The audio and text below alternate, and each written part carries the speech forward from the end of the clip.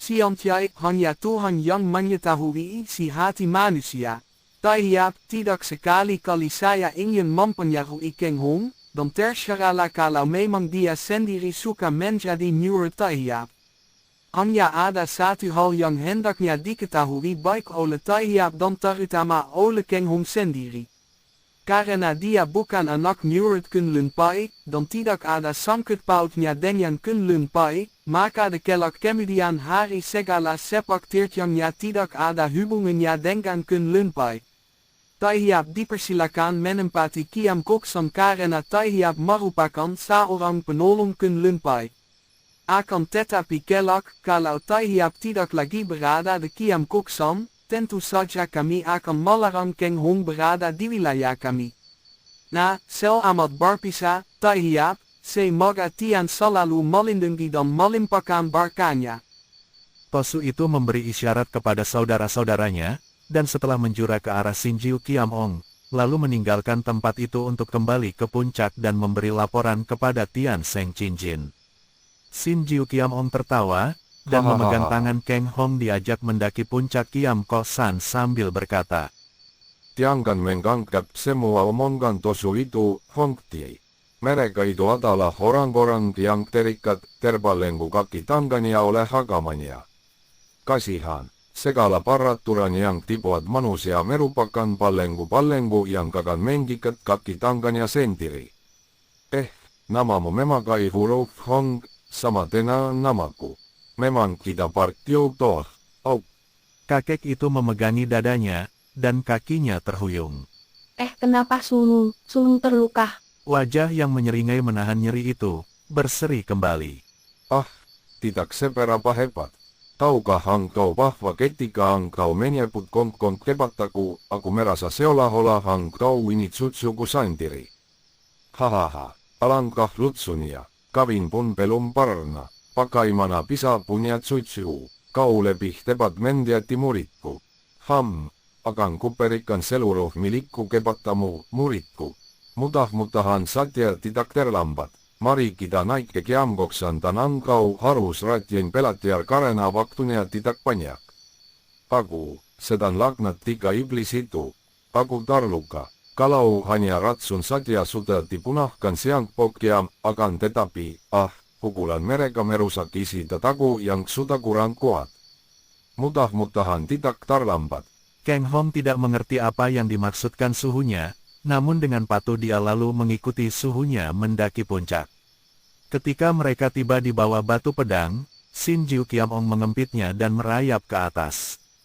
Keng Hong merasa ngeri, akan tetapi dia menguatkan hatinya dan sedikit pun tidak menyatakan rasa ngerinya. Ketika mereka memasuki halimun tebal yang menutup bagian puncak batu pedang, Keng Hong hampir menjadi kaku oleh rasa dingin. Seluruh tubuhnya menggigil, sampai gigi atas beradu dengan gigi bawah. Namun dia tetap bertahan, tidak mau mengeluh sama sekali. Ketika suhunya melepaskannya dan Keng Hong memandang sekelilingnya, dia melihat bahwa kini dia berada di puncak batu pedang, dan bahwa puncaknya tidak meruncing seperti tampaknya dari bawah, dan halimun tebal itu pun tidak mencapai puncak, melainkan mengambang di bawah. Puncak itu sendiri tersinar cahaya matahari yang amat indah. Dan puncak itu lebar berbentuk segi empat seolah-olah tadinya puncak itu meruncing kemudian patah. Lebarnya lebih dari 50 meter dan di situ terdapat sebuah pondok kecil, dan tanah atau batu di situ ditumbuhi rumput dan lumut hijau muda. Sekeliling puncak itu hanya tampak halimun belaka, seolah-olah tempat itu bukan bagian dunia lagi, melainkan di dunia lain, di tengah-tengah langit antara awan-awan putih. Akan tetapi Keng Hong tidak kuat lagi, karena tiba-tiba perutnya menjadi kejang-kejang saking dinginnya dan dia roboh pingsan di dekat kaki gurunya. Keng Hong sadar di dekat api unggun. Ketika dia bangkit dan duduk, dia melihat gurunya bersila di dekatnya dan guru ini menempelkan telapak tangan pada punggungnya. Duduklah bersila, Keng Hong, dan atur napas perlahan-lahan. Dengan bantuan api yang panas, tekankan dalam hati dan pikiranmu bahwa hawa sama sekali tidak dingin, bahkan agak panas. Jangan ragu-ragu, ku bantu engkau. Betapa mungkin, bantah hati anak itu. Hawa amat dinginnya, bahkan panasnya api tidak terasa sama sekali olehnya. Kalau tidak ada telapak tangan gurunya menempel di punggungnya, telapak tangannya yang seolah-olah memasukkan hawa panas yang menjalar ke seluruh tubuhnya, tentu dia takkan kuat menahan. Akan tetapi dia mematuhi perintah suhunya, duduk bersila dan bernapas dalam-dalam, panjang-panjang, sambil menekankan keyakinan bahwa hawa sesungguhnya tidaklah sedingin yang dianggapnya semula. Memang tadinya agak sukar, akan tetapi makin hening dia memusatkan perhatian, makin terasa bahwa memang dia keliru menduga. Memang hawa tidaklah amat dingin. Makin lama makin panas sampai mulailah keluar peluh di lehernya. Tubuh kita hanya merupakan alat muridku. Kalau kuat fighting kita akan dapat menguasai alat yang akan melakukan segala perintah otak dan kemauan kita. Engkau harus berlatih seperti ini, memperkuat kemauan sehingga seluruh anggota tubuhmu tunduk dan taat kepadamu. Kalau hatimu bilang panas, kalau menyatakan dingin, tubuhmu harus merasa dingin pula. Demikian kakek itu memberi pelajaran pertama. Guru dan murid itu amat tekunnya. Sukar dikatakan siapa di antara mereka yang lebih tekun, si guru yang mengajar ataukah si murid yang belajar. Keng Hong belajar ilmu dan berlatih tanpa mengenal waktu. Tidak ada perbedaan antara siang atau malam baginya, baik puncak batu pedang itu sedang terang ataukah sedang gelap. Baginya kini tidak ada bedanya, karena dia dapat melihat di dalam gelap saking hebatnya gemblengan yang diberikan gurunya. Ia mengasuh kalau tubuhnya sudah tidak kuat lagi. Hanya tidur kalau matanya sudah tidak kuat menahan kantuk, hanya makan kalau perutnya sudah tidak dapat menahan lapar, dan minum kalau kerongkongannya sudah tidak dapat menahan haus. Dalam beberapa bulan saja dia sudah dapat turun dari batu pedang untuk mencari bahan makanan menggantikan pekerjaan gurunya. Sin Jiu Kiam Ong menggembleng muridnya dengan cara yang luar biasa. Segala pengertian dasar ilmu silat dia berikan dengan cara kilat. Latihan Luekang dan Ginkang dia berikan dan tekankan agar dilatih terus-menerus oleh muridnya. Latihan Samadhi dan mengatur pernapasan untuk mengumpulkan Sinkang, hawa sakti, di dalam tubuh, sambil sedikit demi sedikit memindahkan Sinkangnya sendiri melalui telapak tangan yang dia tempelkan di punggung muridnya. Luar biasa sekali kemajuan yang diperoleh Keng Hong. Cepat, dan memang anak ini amat cerdik. Setiap pelajaran yang diberikan selalu menempel di dalam ingatannya. Akan tetapi sebaliknya, kalau Keng Hong memperoleh kemajuan yang hebat dan cepat, adalah Sin Jiu Kiam Ong makin lama makin lemah dan pucat. Makin sering kakek ini terbatuk-batuk. Kadang-kadang batuknya mengeluarkan darah. Kakek ini menderita luka di sebelah dalam tubuhnya akibat pertandingan melawan Bu Tek Sam Kui dahulu. Dan kini karena terlampau rajin dan memaksa tenaga, dia menjadi berpenyakitan dan lemah. Namun hal ini tidak mengurangi semangatnya dan terus melatih muridnya secara teliti dan tekun, karena dia merasa yakin bahwa hal ini merupakan kewajiban terakhir dalam hidupnya yang tidak berapa lama lagi itu.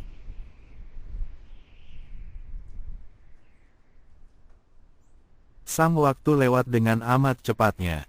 Memang tidak keliru kalau dikatakan oleh penyair kuno bahwa kecepatan waktu melebihi kilat, namun lambatnya mengalahkan kelambatan seekor keong. Setahun terasa seperti sehari kalau tidak diperhatikan, sebaliknya kalau diperhatikan dan ditunggu, sehari terasa setahun. Demikian cepatnya sang waktu berputar sehingga tak tampak dan tak terasa lagi, seolah-olah berhenti, padahal segala sesuatu terseret dan hanyut dalam perputarannya, dilahap dan ditelan habis, untuk kemudian dilahirkan dan dilenyapkan lagi.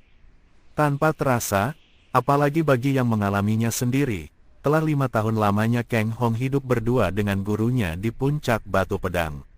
Dari seorang bocah berusia 12 tahun, kini berusia 17 tahun. Tubuhnya tinggi tegap, wajahnya tampan dengan kulit yang segar dan putih kemerahan membayangkan kesehatan sempurna dan kekuatan mukjizat tersembunyi di dalam tubuhnya. Pakaiannya sederhana, hanya kain polos berwarna kuning yang kasar, dibuat pakaian secara kasar pula. Warna kuning adalah warna kesukaannya. Akan tetapi, selama 5 tahun itu, kalau muridnya menjadi makin sehat dan kuat, adalah si guru makin lemah dan tua. Kalau orang yang 5 tahun lalu bertemu dengan Shin Jiu Kiam-ong kini melihatnya tentu akan menjadi kaget. Kakek ini sudah kelihatan tua sekali, tubuhnya kurus kering dan hanya sepasang matanya saja yang kadang-kadang tampak berseri penuh semangat, itu pun hanya kalau dia sedang melatih muridnya. Pada hari itu, sinar matahari telah menembus awan tipis, menerangi permukaan puncak batu pedang. Seperti biasa, Kang Hong bersila dan berlatih, memusatkan panca indera menerima sinar matahari pagi yang mengandung daya kekuatan mukjizat untuk meningkatkan tenaga Sin Kang di tubuhnya. Seperti biasa pula, gurunya duduk bersilat tak jauh dari tempat dia duduk. Kang Hong. Suara gurunya merupakan satu-satunya suara yang akan menyadarkan Kang Hong setiap saat, karena selama 5 tahun ini hanya suara gurunya inilah yang menjadi pusat perhatiannya. Ia cepat sadar dari latihannya dan membuka mata, memandang gurunya. Hati pemuda remaja ini berdebar. Wajah gurunya tampak berbeda dari biasanya. Sungguh pun wajah itu masih membayangkan seri dan gembira, namun ada sesuatu yang menonjol, sesuatu pada wajah pucat dan kurus itu yang membuat jantungnya berdebar. Wajah gurunya hari ini seperti matahari tertutup awan tebal, suram muram kehilangan cahayanya. Suhu memanggil Tecu, ada perintah apakah, Suhu? Shin Jiu Kiam-ong tersenyum dan mengangkat lengannya yang kiri, gerakannya lemah ketika dia menggapai.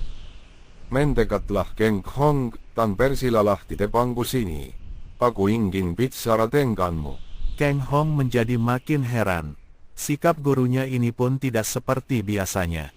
Tentu ada sesuatu yang amat penting. Ia cepat bangkit dan menghampiri suhunya. Lalu duduk bersila di depan suhunya. Karena baru sekali ini selama 5 tahun dia berdekatan dengan gurunya dalam keadaan tidak sedang berlatih, maka dia mendapat kesempatan untuk memandang penuh perhatian, dan kini ternyatalah olehnya betapa suhunya amat kurus, tinggal kulit membungkus tulang. Dan bahwa hanya oleh daya tahan yang luar biasa saja, suhunya dapat bertahan selama ini.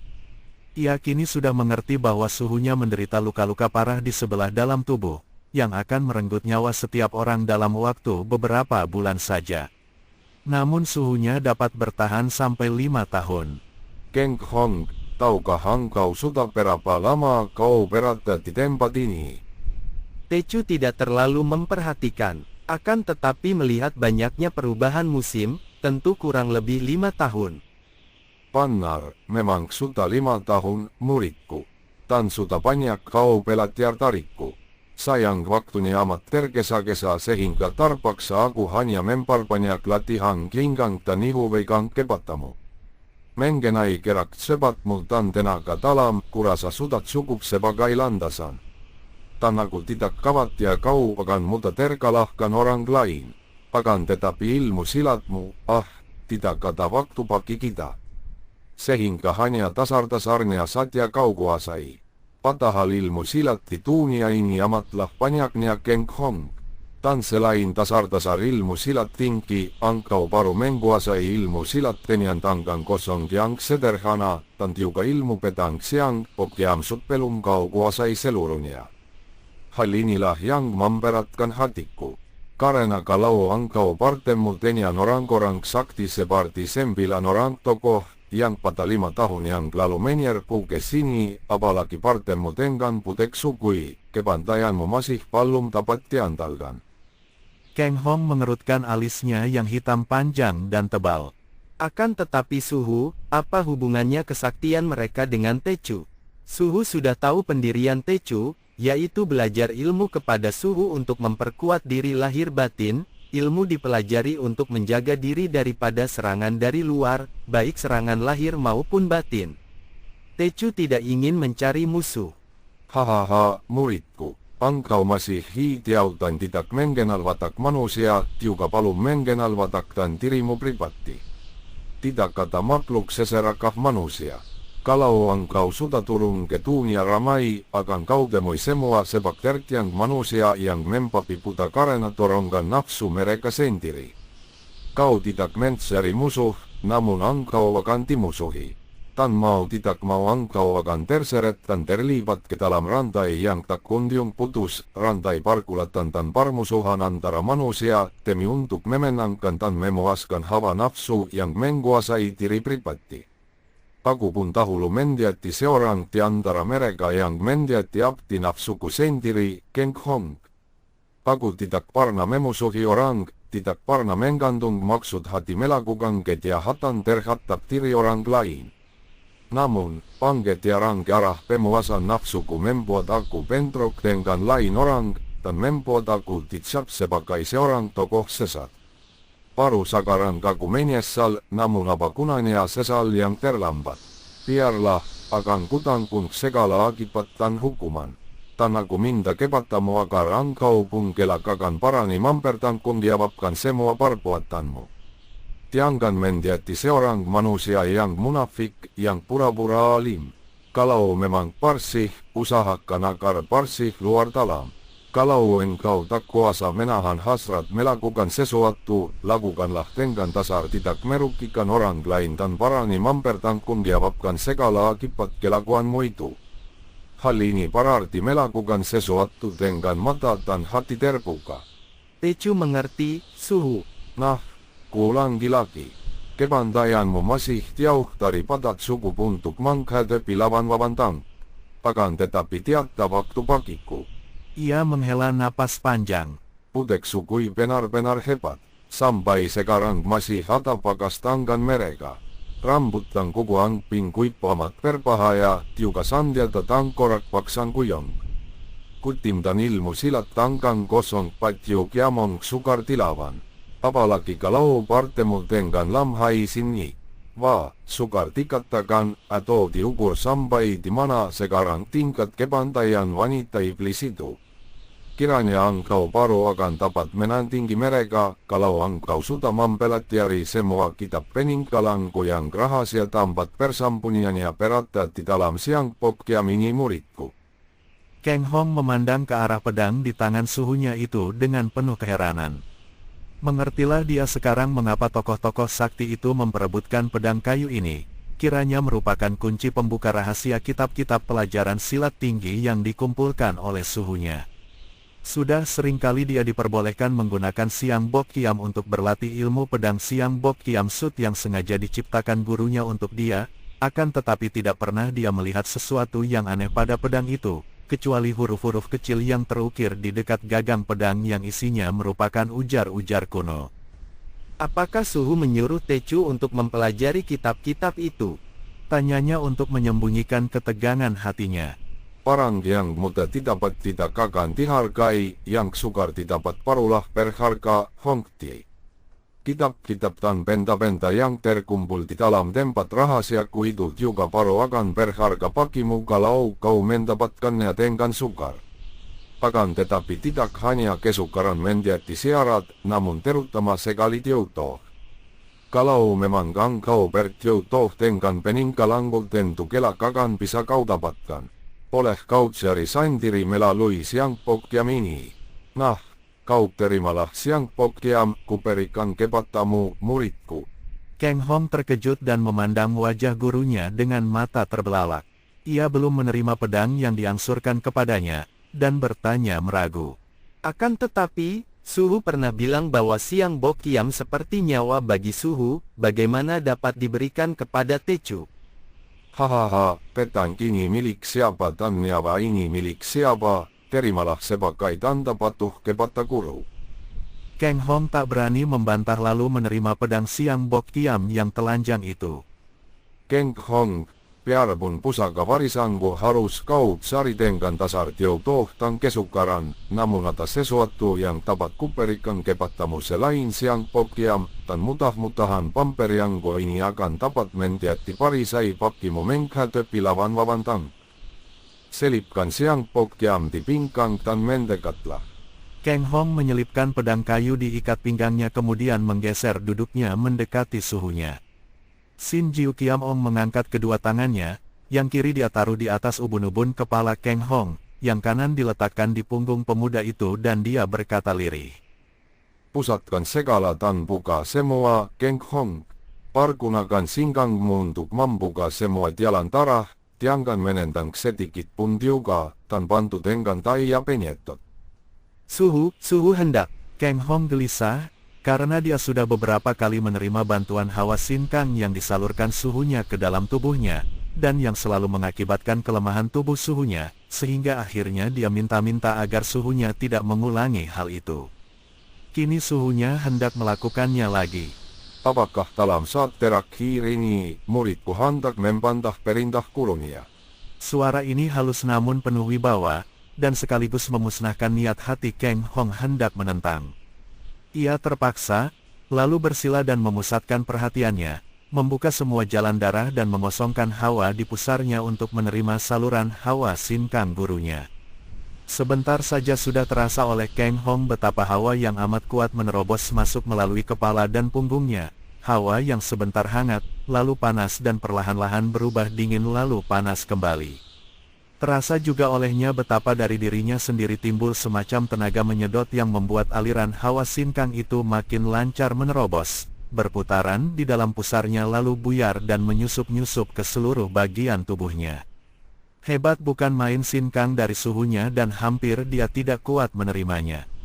Kadang-kadang hawa yang memasuki tubuhnya sedemikian panasnya hampir tak tertahankan, akan tetapi karena dia pun sudah bertahun-tahun berlatih, dia dapat melawannya dengan menyesuaikan diri melalui kekuatan kemauannya sehingga yang panas itu terasa hangat-hangat saja.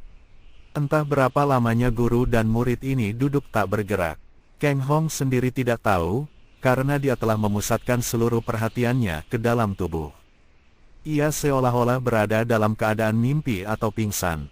Baru dia sadar ketika merasa betapa hawa yang terasa seolah-olah air mancur memasuki tubuhnya melalui kepala dan punggung itu telah berhenti, dan betapa ubun-ubun dan punggungnya terasa dingin. Kang Hong membuka mata, melihat suhunya masih bersila dan memejamkan mata, bibirnya tersenyum. Akan tetapi ada sesuatu yang membuat Kang Hong cepat memegang kedua lengan suhunya yang tadinya terletak di atas ubun-ubun dan punggungnya, terkulai lemas dan dingin. Suhunya telah menghembuskan napas terakhir, entah sudah berapa lamanya. Suhu! Kang Hong meloncat bangun, melihat tubuh yang bersila itu kini kehilangan sandaran dan akan roboh. Cepat dia menyangganya dan merebahkannya di atas permukaan batu. Sekali lagi dia memeriksa detak jantung dan napas. Tak terasa lagi, suhunya telah meninggal dunia karena mengoper Sinkang sampai kehabisan segala-galanya. Tiba-tiba Kang Hong meraung, meloncat berdiri dengan muka merah sambil memandang kedua tangannya. Ia merasa seakan-akan dialah yang membunuh suhunya. Mengapa dia tadi begitu bodoh dan mau saja padahal ini akan membahayakan kesehatan suhunya. Rasa duka, menyesal dan marah kepada diri sendiri membuat wajah pemuda itu menjadi merah dan beringas. Tiba-tiba dia memekik lagi dan tubuhnya melesat ke arah permukaan puncak batu pedang yang menonjol setinggi orang, tangannya menghantam. Batu gunung yang keras itu hancur berantakan menjadi kepingan-kepingan kecil yang berterbangan ke sana-sini. Kang Hong berdiri dan ternganga heran. Memang dia telah memiliki kekuatan Sinkang yang tidak lemah, namun biasanya kalau dia memukul batu, tentu hanya akan memecahkan bagian ujung saja. Akan tetapi sekali ini, dari tangannya keluar kekuatan yang sedemikian hebatnya sehingga batu menonjol setinggi orang itu hancur sama sekali sedangkan tangannya tidak merasakan nyeri sedikit pun juga. Rasa girang, tercengang, kaget dan duka bercampur menjadi satu, membuat dia terharu sekali. Sinkang yang disalurkan ke tubuhnya tadi oleh gurunya ternyata membuat dia memiliki tenaga yang hebat, bahkan loncatannya juga 10 kali lebih cepat daripada biasa. Ginkang dan Luekang di tubuhnya sekaligus mendapat kemajuan yang amat luar biasa. Ia melesat lagi ke dekat suhunya dan menangis sambil memeluk mayat Sin Jiu Kiamong. Sesuai dengan pesan Sin Jiu Kiamong yang pernah dinyatakan kepadanya, Kang Hong mengangkat jenazah gurunya itu dan meletakkannya ke dalam gubuk kecil tempat gurunya beristirahat. Kemudian, setelah menangisi mayat itu dan bersembahyang tanpa upacara karena tiada alat, memohon kepada Tian agar dosa-dosa gurunya diperingan hukumannya dan arwah gurunya mendapatkan tempat yang baik, Kang Hong lalu membakar gubuk itu.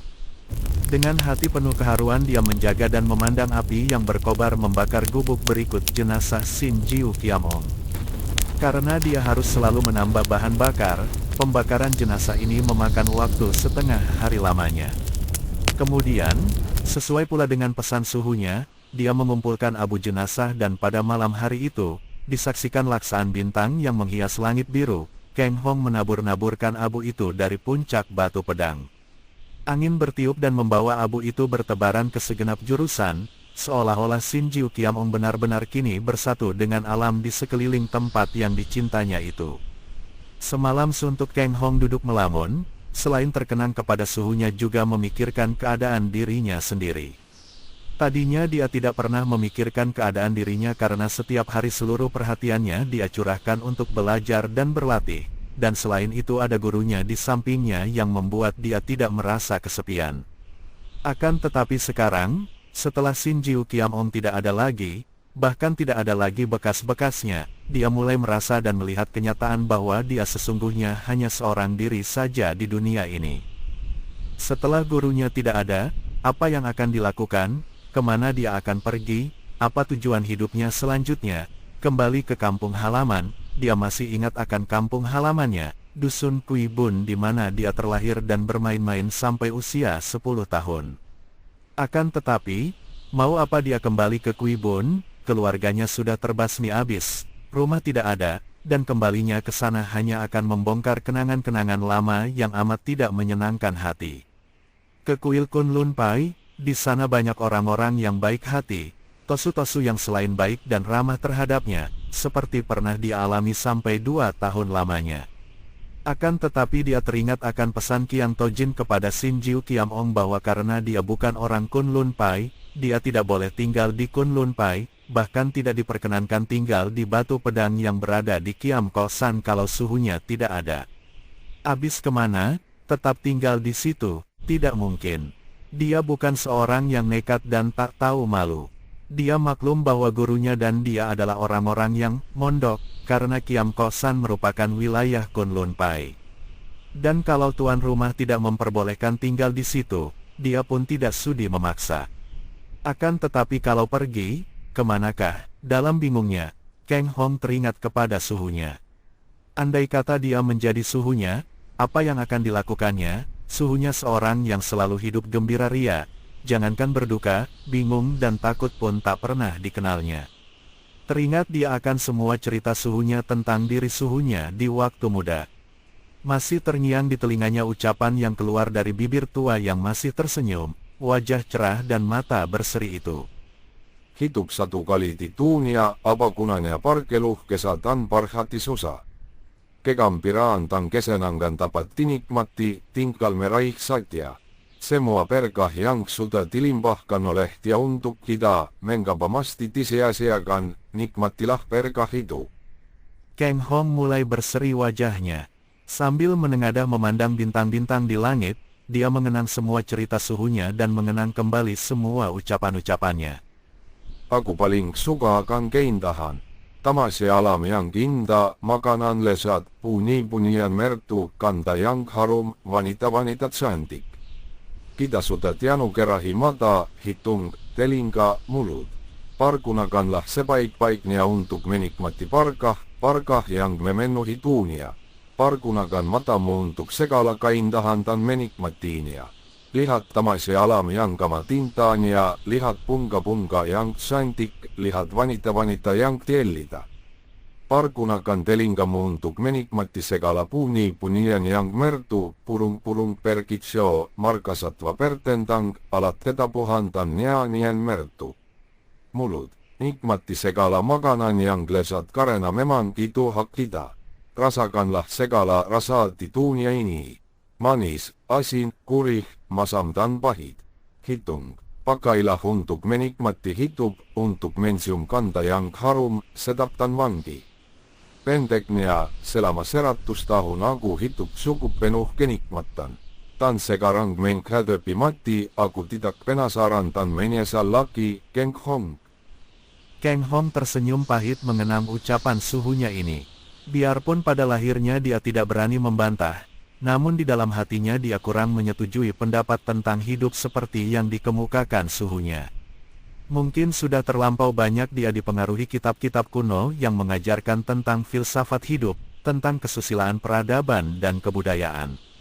Gurunya tidak mempedulikan semua itu. Gurunya pengejar kesenangan duniawi. Namun, sungguh pun dia tidak menyetujui pendapat suhunya yang dalam hal ilmu bun sastra tidaklah amat mendalam pengetahuannya. Dia dapat menemukan kesederhanaan dan kejujuran yang tak dibuat-buat, dan tahu pula bahwa di balik cara hidup ugal-ugalan seperti suhunya itu tersembunyi dasar watak yang baik dan gagah perkasa. Antah berapa ratus orang wanita cantik yang menjadi kekasihku, Keng Hong. Demikian suhunya pernah bercerita. Aku tidak pernah menolak cinta kasih seorang wanita. Wanita bagiku adalah bunga yang membutuhkan pelaian dan kasih sayang.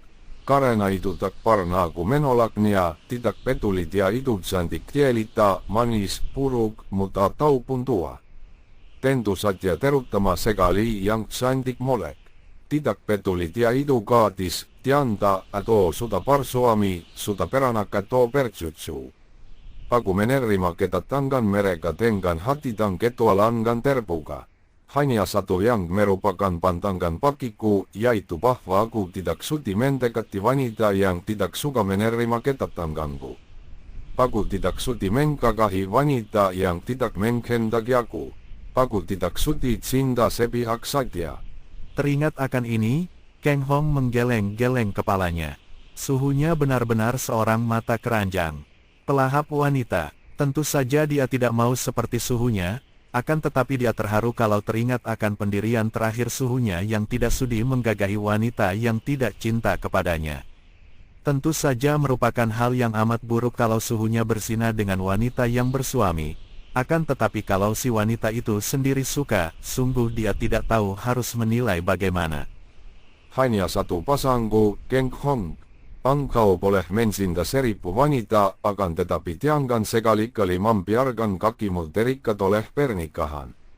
Sekali engkau terikat, akan lenyaplah kebebasanmu dan tak mungkin pula hidup seperti aku dapat dipertahankan. Keng Hong makin bingung. Soal-soal tentang cinta dan pernikahan masih belum menarik perhatian. Betapapun juga suhunya bukanlah golongan jaiwacat penjahat pemerkosa wanita. Dan suhunya tidak pernah dengan sengaja melakukan kejahatan kepada orang lain. Kalau dia sampai dimusuhi adalah sebagai akibat dari sikapnya yang ugal-ugalan, melayani cinta kasih wanita-wanita istri orang lain, kemudian kalau menghendaki setiap benda, terus diambilnya begitu saja dengan dasar bahwa yang kehilangan benda itu tidak akan menderita.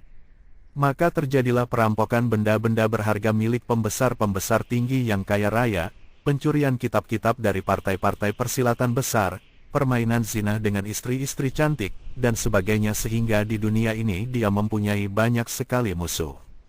Keng Hong bergidik ngeri.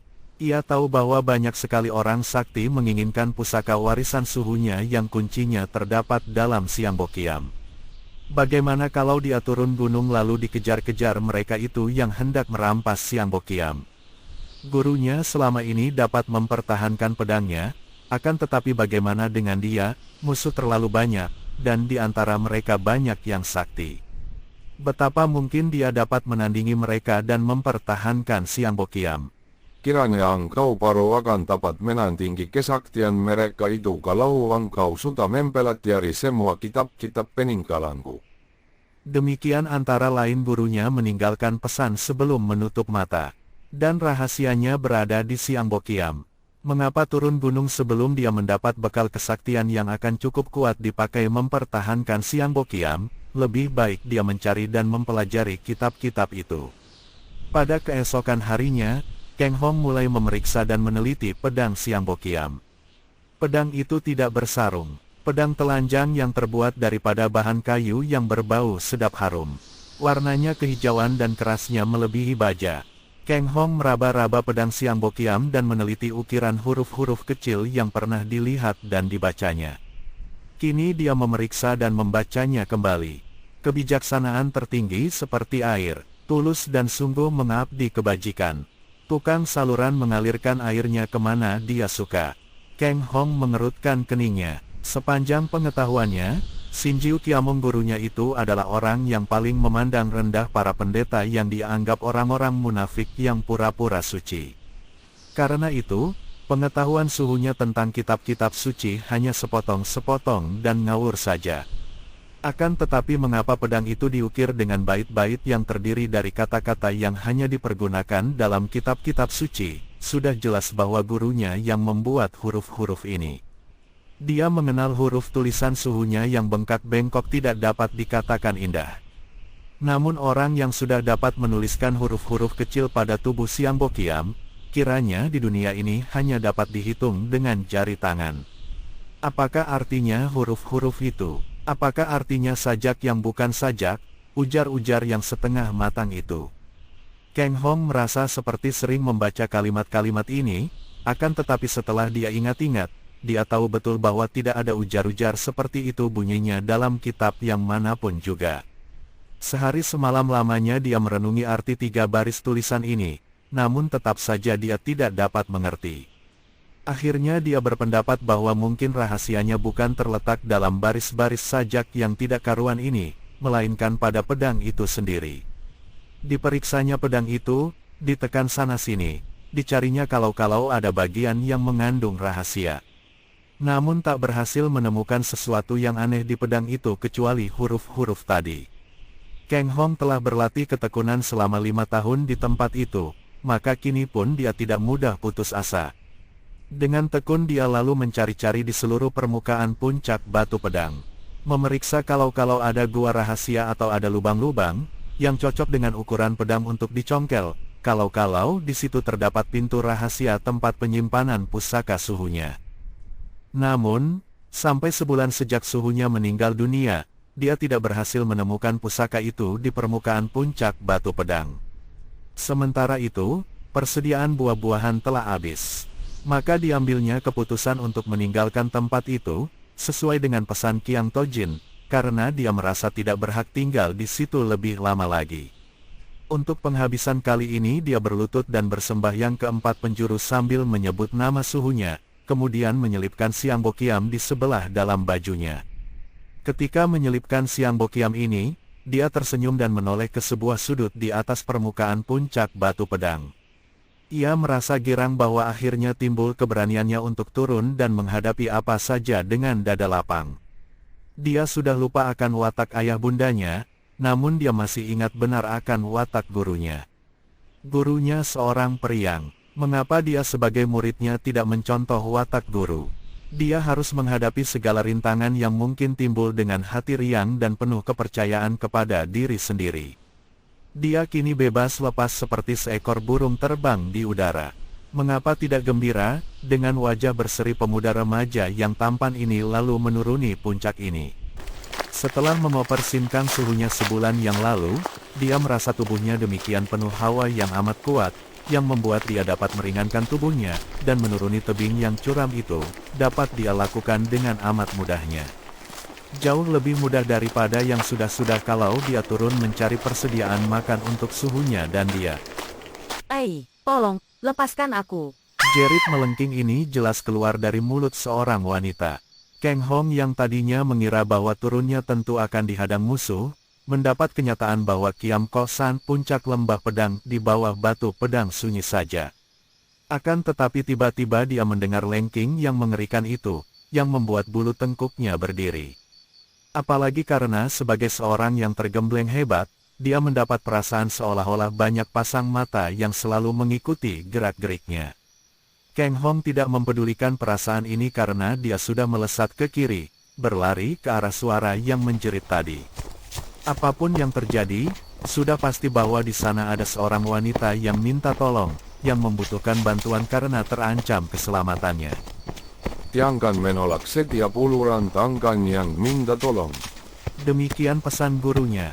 Namun waspadalah terhadap tangan yang berniat menolongmu. Bukan karena teringat akan pesan suhunya, melainkan terutama sekali karena dorongan hati sendiri. Kang Hong melesat cepat untuk menolong wanita yang terancam bahaya, timbul dari dorongan welas asih yang memang sudah ada pada tiap hati manusia. Tak lama kemudian tibalah dia di sebuah lapangan terbuka dan dia tercengang. Di situ telah berkumpul puluhan orang Tosu Kunlun Pai dan di depan sendiri tampak penolongnya. Qiang Tojin berdiri dengan sikap angker, tangan kirinya mencengkeram pundak seorang wanita cantik yang meronta-ronta dan merintih-rintih. Dan selain tokoh-tokoh Kunlun Pai, tampak pula Tian Seng Qinjin sendiri berdiri dengan bersandar pada tongkatnya.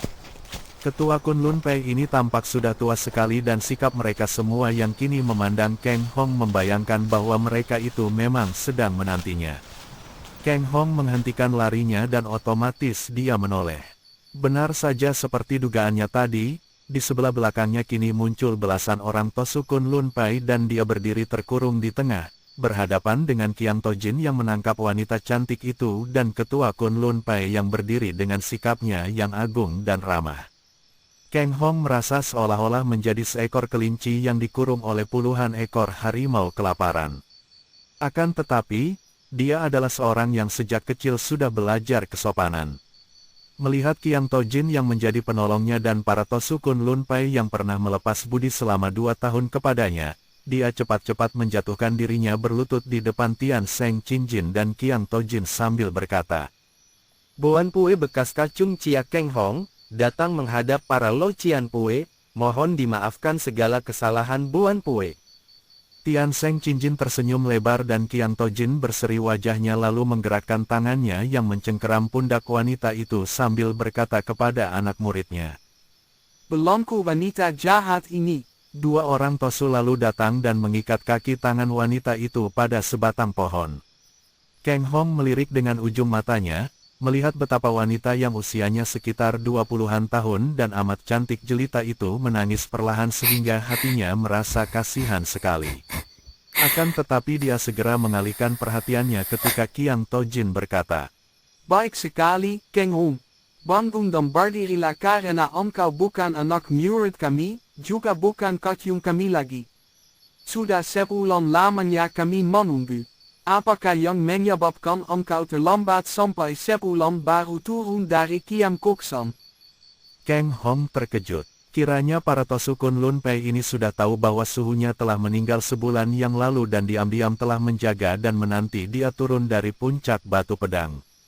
Yang menjaga dan memata-matai di Kiam Koksan hanyalah murid-murid Kunlun Pai. Agaknya Ketua Kunlun Pai dan Qiang Tojin masih belum berani melanggar pantangan untuk mengotori Kiam Koksan. Kemudian dia teringat betapa dia telah membakar jenazah suhunya di dalam pondok. Agaknya pembakaran itulah yang memberitahukan para Tosu. Sebelum dia menjawab, karena melihat dia meragu dan bingung, Qiang Tojin sudah berkata lagi. Kami melihat betapa asap menggabul dari puncak Kiam Koksan. Kami tidak suka mengganggu seorang murid yang berkabung atas kematian gurunya, maka kami hanya menunggu.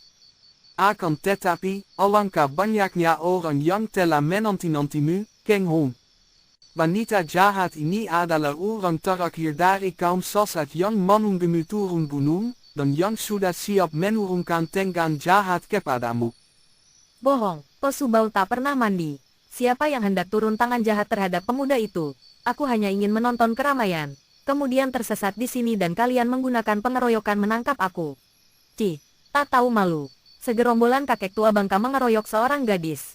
Kau kira aku tidak tahu? Kalian hanya berpura-pura menjadi pendeta. Padahal menggunakan kesempatan untuk meraba-raba dan membelai-belai tubuhku dengan alasan hendak menangkap seorang penjahat. Hebat sekali penghinaan ini. Banyak di antara para Tosu Kunlun Pai menjadi merah sekali mukanya. Entah merah karena malu ataukah karena marah. Akan tetapi yang jelas, banyak di antara mereka yang melotot marah dan memandang wanita cantik itu penuh kebencian. Namun Qiang Tojin dan Tian Seng Qinjin hanya tersenyum, sedikitpun tidak terpengaruh oleh ucapan-ucapan menghina itu. Qiang Tojin hanya membalikkan tubuhnya dan tiba-tiba tangan kanannya bergerak ke depan dengan jari telunjuk menuding ke arah wanita yang terikat di pohon itu. Jarak di antara mereka ada 3 meter. Akan tetapi terdengar angin bercuit dan tubuh wanita itu menjadi lemas, dan ia tak dapat mengeluarkan suara lagi karena ia telah terkena totokan yang dilakukan dari jarak jauh. Hanya matanya saja yang memandang dengan mendelik penuh kemarahan. Diam-diam Kang Hong terkejut dan kagum sekali. Juga merasa betapa ketekunannya selama 5 tahun ini sesungguhnya tidak ada artinya kalau dibandingkan dengan tingkat kepandaian Tosu yang menjadi penolongnya ini. Sebagai orang yang mempelajari ilmu silat, ia sadar ilmu silatnya masih kalah jauh sekali oleh Qiang Tojin, dan agaknya kalau harus melawan Tosu ini, belum tentu dia sanggup bertahan sampai 5 jurus. Keng Hong, ketahuilah bahwa kaum sesat dan orang-orang gagal yang menaruh dendam kepada gurumu selalu mengincarmu untuk merampas pedang Xiang Boqiam, dan rahasia penyimpanan kitab-kitab gurumu. Kami para Tosu Kunlun Pai sama sekali bukanlah orang-orang serakah dan tidak mengendaki apa-apa, baik dari Sinju Qiamong atau dirimu.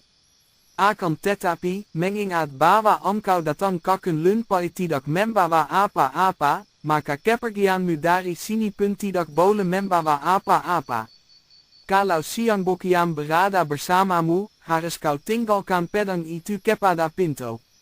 Demikian pula, segala benda lain yang kau bawa, kitab-kitab atau apa saja, harus ditinggalkan. Hal ini bukan sekali-kali karena pintu ingin memilikinya, melainkan pertama, benda-benda itu hanya akan mendatangkan malapetaka padamu, dan daripada jatuh ke tangan kaum sesat sehingga mereka menjadi lebih lihai, lebih baik kami simpan atau kami hancurkan di Kunlun San.